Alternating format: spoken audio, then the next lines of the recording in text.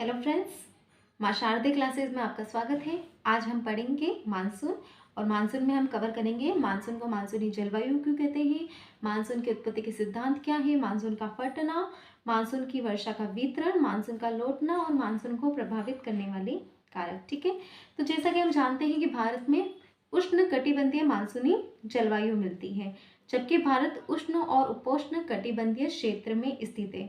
मतलब कि ये हमारी पृथ्वी है और ये है 0 डिग्री जिसे हम भूमध्य रेखा कहते हैं, ये है 23.5 डिग्री जिसे हम 23.5 डिग्री दक्षिण जिसे हम मकर रेखा कहते हैं, और 23.5 डिग्री नॉर्थ जिसे हम कर्क रेखा कहते हैं। ठीक है, तो 23.5 डिग्री नॉर्थ और 23.5 डिग्री साउथ के जो मध्य का जो क्षेत्र है उसे हम कहते हैं उष्ण कटिबंधीय क्षेत्र। लेकिन हमारे जो भारत की अवस्थिति है वो कुछ इस प्रकार है ना, तो मतलब कि भारत के बीचों बीच में से 23.5 डिग्री कर्क रेखा गुजरती है, तो 23.5 डिग्री से ऊपर का जो क्षेत्र है नॉर्थ का उसे हम कहते हैं उपोष्ण कटिबंधीय क्षेत्र। ठीक है, उपोष्ण कटिबंधीय क्षेत्र।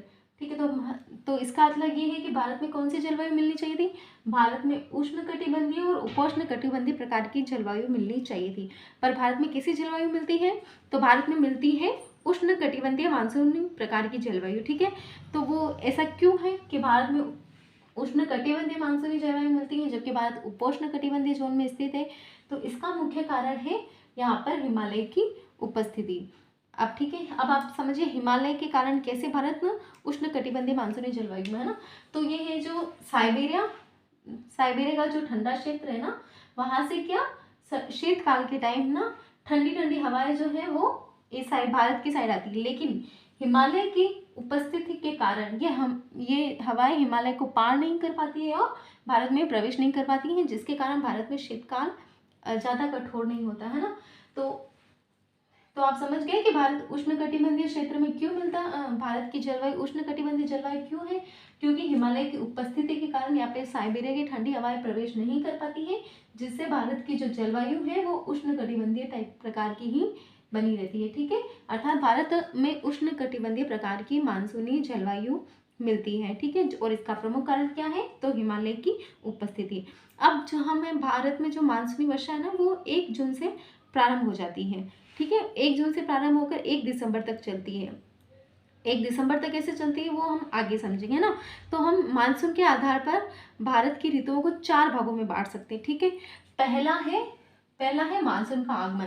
मानसून का आगमन होता है 1 जून से 15 सितंबर तक। ठीक है, मानसून का आगमन कब तक होता है, 1 जून से 15 सितंबर तक। ठीक है, और मानसून का लौटना शुरू होता है वो होता है 15 सितंबर से 1 दिसंबर तक। ठीक है, फिर तीसरा आधार है शीतकाल।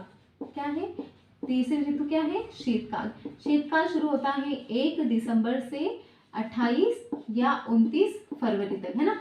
ठीक है, फिर उसके बाद शुरू होता है ग्रीष्मकाल। क्या होता है, ग्रीष्मकाल। और ग्रीष्मकाल कब तक होता है, तो 1 मार्च से 31 मई तक। ठीक है, 1 मार्च से 31 मई तक भारत में ग्रीष्मकाल रहता है। ठीक है, आप ये समझ के कि भारत में हम ऋतुओं को मानसून के आधार पर 4 भागों में पढ़ सकते हैं, मानसून का लौटना, मानसून का आगमन और ग्रीष्मकाल और शीतकाल। ठीक है, अब हम भारत की जलवायु को मानसूनी जलवायु क्यों कहते हैं ये समझेंगे।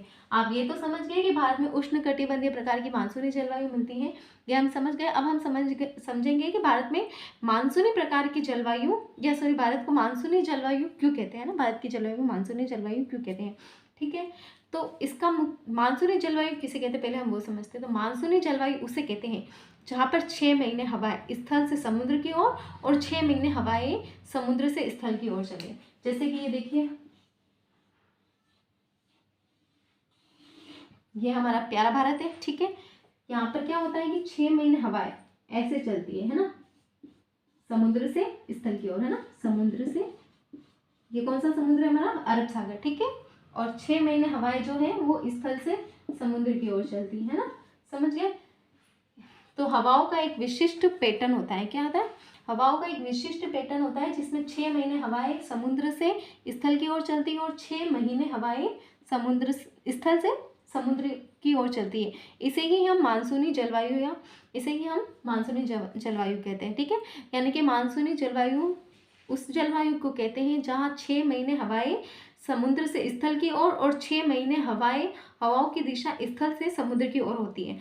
भारत भी हवाओं की दिशा में इसी प्रकार का परिवर्तन होता है। भारत में भी हवाओं की दिशा में इसी प्रकार का परिवर्तन होता है, इसलिए भारत की जलवायु को हम मानसूनी जलवायु कहते हैं। अर्थात मानसून और कुछ नहीं है, हवाओं की दिशा का विशिष्ट परिवर्तन ही मानसून जलवायु की पहचान है। ठीक है, क्या है मानसून?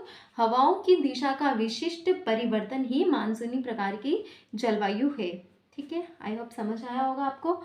ना समझ आए तो कमेंट बॉक्स में ज़रूर बताना। ठीक है, और जैसे कि है ना आप समझ गए। अब मैं है ना मानसून की, ये तो समझ गया आप कि मानसून का अर्थ क्या होता है कि 6 महीने हवाएं समुद्र से स्थल की ओर चलती हैं और 6 महीने हवाएं स्थल से समुद्र की ओर चलती है। अब इनकी दिशा कैसे होती है मैं आपको बताती हूँ। ठीक है, शीतकाल जब आता है ना, शीतकाल है ना, पहला हम शीतकाल को देखते हैं। ठीक है, शीतकाल में क्या होता है कि स्थल के मुकाबले समुद्र जो है वो जल्दी गर्म हो जाता है। ठीक है, स्थल के मुकाबले शीतकाल में समुद्र का पानी जो होता है वो जल्दी, मतलब वो ज़्यादा गर्म होता है ना स्थल के मुकाबले।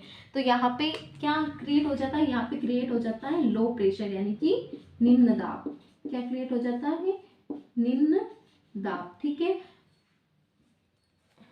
ठीक है, समझ आया आपको कि शीतकाल में समुद्र स्थल की तुलना में जल्दी गर्म होता है, तो यहाँ पे हो जाता है क्रिएट लो प्रेशर, निम्न दाब। ठीक है, 1 सेकंड कौन आ रहा है। ठीक है, आप समझ गए कि शीतकाल में समुद्र जल्दी गर्म होने के कारण यहाँ पे निम्न दाब उत्पन्न होते हैं। ठीक है, लेकिन स्थल पर क्या होता है, स्थल समुद्र के मुकाबले कम ठंडा, मतलब स्थल समुद्र के मुकाबले क्या होता है, ठंडा होता है ना। ठंडा होने के कारण यहाँ पे क्या क्रिएट होते हैं, हाई प्रेशर उच्च दाब। ठीक है, हाई प्रेशर उच्च दाब, जिससे हवाएं क्या होती है वो समुद्र से, जैसे हवाएं क्या होती है, यहाँ पे समुद्र है ना, तो यहाँ पे हवाएं क्या, लो प्रेशर के कारण हवाएं ऊपर उठना प्रारंभ करती है। क्या करती है, हवाएं ऊपर उठना प्रारंभ करती है। जैसे कि आपने देखा होगा कि जब हम पानी को उबालते बॉईल करते हैं तब हवाएं ऐसे ऊर्ध्वाधर ऊपर उठती है ना उसमें से, तो बिल्कुल सेम वैसे ही लो प्रेशर के कारण यहाँ पर क्या होती है, हवाएं ऊपर उठना प्रारंभ करती हैं और वो उनकी दिशा कुछ ऐसे होती है ना, वो कुछ इस तरीके से स्थल पे आती है। ठीक है, और चूंकि हाई प्रेशर यहाँ पे था तो हमेशा पवन वो होती है, जो पवनों की गति हमेशा उच्च दाब से निम्न दाब की ओर होती है। तो यहाँ पे जो हवाएं हैं, यहाँ पे जो हवाएं हैं वो क्या करती हैं, वो समुद्र की ओर चलना प्रारंभ करती है। ये एक चक्र का निर्माण करती है। इस चक्र को क्या क्या क्या कहते हैं, हम आगे पढ़ेंगे। ठीक है, समझ में आ गया। समुद्र शीतकाल में स्थल की तुलना में अधिक ठंडा होता है, इस कारण यहाँ पे लो प्रेशर निम्न दाब उत्पन्न होते हैं और जिसके कारण हवाएं ऊपर उठकर हवाएं जो है ऊपर उठना प्रारंभ करती है। ठीक है, और उच्च दाब स्थल पर क्या होता है, स्थल समुद्र की तुलना में ठंडा होता है, तो यहाँ पे क्या शुरू होता है, उच्च दाब, और उच्च दाब से हवाएं समुद्र की ओर चलना प्रारंभ करती है। ठीक है, इससे एक सेल बनता है जिसे हम आगे पढ़ेंगे। ठीक है, अब ये तो हो गया शीतकाल। अब ग्रीष्म काल में क्या होता है ये हम देखेंगे, है ना,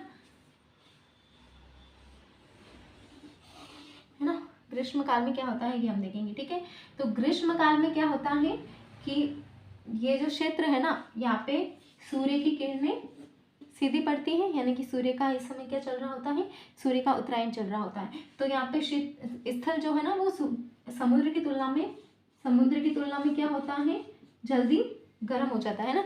तो यहाँ पे गर्म होने के कारण यहाँ पे क्या उत्पन्न होंगे, निम्न दाब, लो प्रेशर, और समुद्र ठंडा होता है तो यहाँ क्या उत्पन्न होंगे, उच्च दाब। ठीक है, उच्च दाब में यहाँ पे लिख देती है ना, ग्रीष्म काल है। ठीक है, ग्रीष्म काल यहाँ पे गर्म होने के कारण, ग्रीष्म काल में स्थल के अधिक जल्दी गर्म होने के कारण यहाँ पे तो उत्पन्न होते हैं लो प्रेशर और समुद्र में उत्पन्न होते हैं हाई प्रेशर। ठीक है, तो यहाँ पे लो प्रेशर उत्पन्न होने के कारण हवाएं ऊपर उठना प्रारंभ करती है, हवाएं क्या करती हैं, ऊपर उठना प्रारंभ करती है। और चूंकि हाई प्रेशर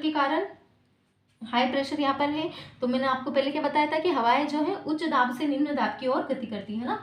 क्या होता है, उच्च दाब से निम्न दाब की ओर हवाएं चलती है ना, निम्न दाब की ओर हवाएं चलती है। ठीक है, तो उच्च दाब से निम्न दाब की ओर हवाएं चलती है, यानी कि हवाएं जो है इस तरीके से चलना प्रारंभ करती हैं।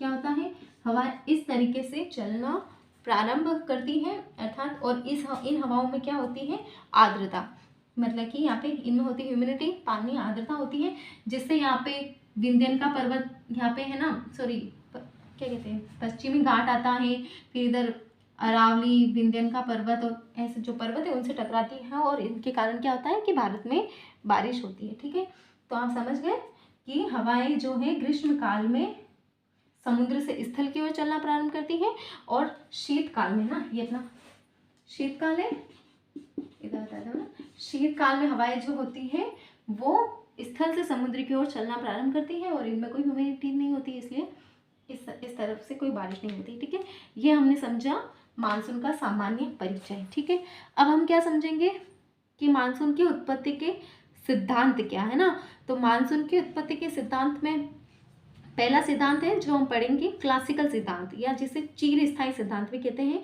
इस सिद्धांत को महोदय हेली ने दिया था। किसने दिया था? इस सिद्धांत को महोदय हेली ने दिया था। अभी जो मैंने आपको सामान्य रूप से समझाया ना, उस वही है एक तरफ से देखा जाए तो, पर फिर भी मैं आपको एक्सप्लेन करती हूँ ना। तो ये सिद्धांत किसने दिया था? महोदय हेली ने। इसे क्या कहते हैं? क्या कहते हैं? मानसून की उत्पत्ति के सिद्धांत है ना। पहला सिद्धांत हम क्या है? क्लासिकल सिद्धांत। क्लासिकल सिद्धांत या चिर स्थायी सिद्धांत। क्लासिकल सिद्धांत या चिर स्थायी सिद्धांत है ना। क्लासिकल सिद्धांत या चिर स्थायी सिद्धांत। ठीक है, इस सिद्धांत के अनुसार क्या होता है कि ग्रीष्म काल में, जैसे कि अभी मैंने आपको बताया, ग्रीष्म काल में भारतीय उपमहाद्वीप जल्दी गर्म हो जाता है। क्या हो जाता है? ग्रीष्म काल में भारतीय उपमहाद्वीप जल्दी गर्म हो जाता है, जिसके कारण यहाँ पे लो प्रेशर यानी कि निम्न दाब उत्पन्न होता है। ठीक है, निम्न दाब उत्पन्न होता है क्योंकि यहाँ पे गर्म हवाएं ऊपर होकर उठना प्रारंभ करती है। ठीक है, जबकि हिंद महासागर पर उच्च दाब विद्यमान होते हैं, जिससे हवाएं समुद्र से स्थल की ओर चलना प्रारंभ करती हैं तथा इन हवाओं में आर्द्रता होती है। क्या होता है? इन हवाओं में आर्द्रता होती है, जिससे भारतीय उपमहाद्वीप पर वर्षा होती है। मैंने आपको समझाया। ठीक है, इसके विपरीत शीतकाल में भारतीय उपमहाद्वीप पर उच्च दाब विद्यमान होते हैं तथा हिंद महासागर पर लो प्रेशर विद्यमान होते हैं, जिससे हवा स्थल से, क्योंकि स्थल जल्दी ठंडा होता है, आपको जैसे हवा स्थल से समुद्र की ओर चलना प्रारंभ करती, अर्थात भारतीय मानसून और कुछ नहीं, समुद्र समीर और स्थल समीर का रूप है। ये किसके अनुसार है? ये चिर स्थायी क्लासिकल सिद्धांत जो है महोदय हेली ने दिया था। उनके अनुसार भारतीय मानसून क्या है? तो उनके अनुसार भारतीय मानसून सिर्फ स्थल समीर और समुद्र समीर है ना, स्थल समीर और समुद्र समीर का ही एक रूप है। स्थल समीर और समुद्र समीर का ही एक रूप है। समझ आया कि क्लासिकल सिद्धांत के अनुसार भारतीय मानसून स्थल समीर और समुद्र समीर का ही एक रूप है। हालांकि जिंदगी इतनी सरल नहीं है, बट उन्होंने पहले स्टार्टिंग में सिद्धांत दिया था तो इसी तरीके से दिया था। अब सेकंड सिद्धांत है वायु राशि का सिद्धांत। ठीक है, जिसे हम नेक्स्ट क्लास में कवर करेंगे। Thank you so much.